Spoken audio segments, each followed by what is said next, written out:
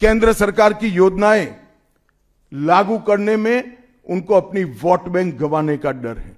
PM किसान देरी से लागू किया, बंगाल के किसानों का 10,000 करोड़ रुपया चला गया। आयुष्मान भारत आज तक लागू नहीं किया और बहुत आयुष्मान भारत से बहुत एक प्रकार से कमियां वाली स्वास्थ्य साथी की स्कीम लागू की है। मुझे बताइए, कोई बंगाल का नागरिक भारत में कहीं जाता है और बीमार पड़ गया, स्वास्थ्य साथी स्कीम उसको बाहर के अस्पताल में इलाज करवा पाएगी क्या? नहीं करवा पाएगी। क्या गुनाह किया है बंगाल के गरीबों ने? देश भर के गरीबों को 5 लाख तक की पूरे स्वास्थ्य की गारंटी मिल रही है। अरे कई राज्यों ने किया कि केंद्र 5 लाख दे रहा है, उन्होंने और 5 लाख जोड़ दिए। आप केंद्र के 5 लाख इसलिए स्वीकार नहीं करना चाहते हो कि नरेंद्र मोदी से आपको डर है। डर तो ठीक ही है, क्योंकि मोदी जी की लोकप्रियता बंगाल में दिन प्रतिदिन बढ़ती है, मगर इसके कारण गरीबों का आप नुकसान कर रही हो। वो बंगाल के गरीब जरूर। স্বাস্থ্যের ব্যাপারেও আমরা বলেছি, স্বাস্থ্য সাথী পায়, উন্নয়ন পায়।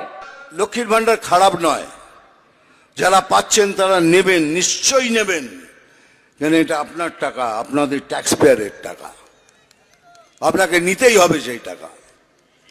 কিন্তু আমার কিছু প্রশ্ন আছে। যারা এই টাকা নিচ্ছেন খুব ভালো, কিন্তু আপনার সন্তান যদি বিবেকী হয়, সে যদি বিবেক নিয়ে বেঁচে থাকে, অন্য কুলাঙ্গারদের মতো দুর্নীতি করতে চায় না, সে তো বেকার বসে আছে।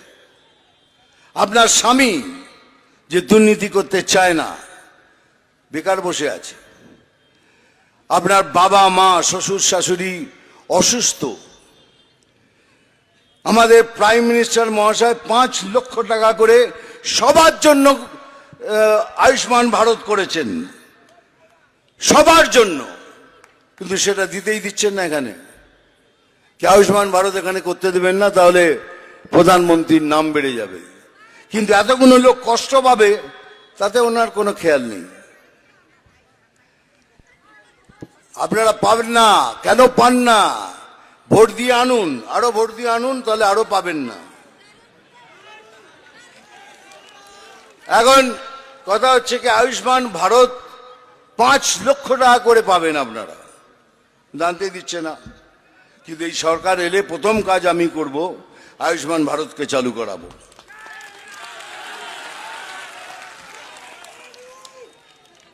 তাহলে কি অবস্থা দেখুন। কেন্দ্রের অমিত শাহ পশ্চিমবঙ্গে এসে পশ্চিমবঙ্গ রাজ্য সরকারের অন্যতম স্বপ্নের প্রকল্প স্বাস্থ্যসাথী সম্পর্কে কিন্তু এক কটাক্ষ করে গেলেন, এবং তিনি পশ্চিমবঙ্গের রাজ্যবাসী তারা যে আয়ুষ্মান প্রকল্প সেটা পাচ্ছে না, হ্যাঁ, আয়ুষ্মান ভারত যে প্রকল্প, সে প্রকল্পের সুবিধা পাচ্ছে না, সেটি সম্পর্কে কিন্তু অনেক কারণ তুলে ধরলেন। যেটি টিএমসি সরকার, অর্থাৎ পশ্চিমবঙ্গের বর্তমান শাসক দল, তারা কিন্তু ইচ্ছে করেই এখানে কিন্তু আয়ুষ্মান ভারত চালু করতে দেননি। আর যার কি বলবো, অসুবিধায় পড়তে হচ্ছে কিন্তু প্রচুর বাঙালিকে, এরকম একটা তিনি বলে গেলেন। যথেষ্ট তাৎপর্যপূর্ণ এবং তার ব্যাখ্যা তিনি কিন্তু ভিডিওর মধ্যেই দিয়ে দিয়েছেন। বিজেপির আরেক নেতা মিঠুন চক্রবর্তী অমিত শাহের কথাগুলিকেই যেন সাপোর্ট করলেন পক্ষান্তরে।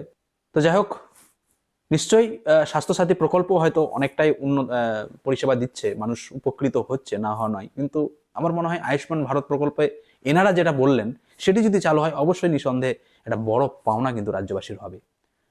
তো সবার কাছে এটুকু অনুরোধ থাকবে, যারা রাজনৈতিক নেতা নেতৃবর্গ রয়েছেন, যে রাজনীতি না করে সাধারণ মানুষ যেখান থেকে সর্বোচ্চ সুযোগ সুবিধা পাবে সেটি কিন্তু সবার দৃষ্টি নিক্ষেপ করা উচিত। রাজনীতির ঊর্ধ্বে উঠে সাধারণ মানুষের জন্য যেটি সব থেকে সেরা হবে সেটি কিন্তু আমাদেরকে বেছে নেওয়া উচিত। তো ভিডিওটি দেখার জন্য সবাইকে অসংখ্য ধন্যবাদ। 2026-এ আপনি কাকে সরকারে দেখতে চান, আপনার মূল্যবান কমেন্ট কিন্তু অবশ্যই জানাবেন।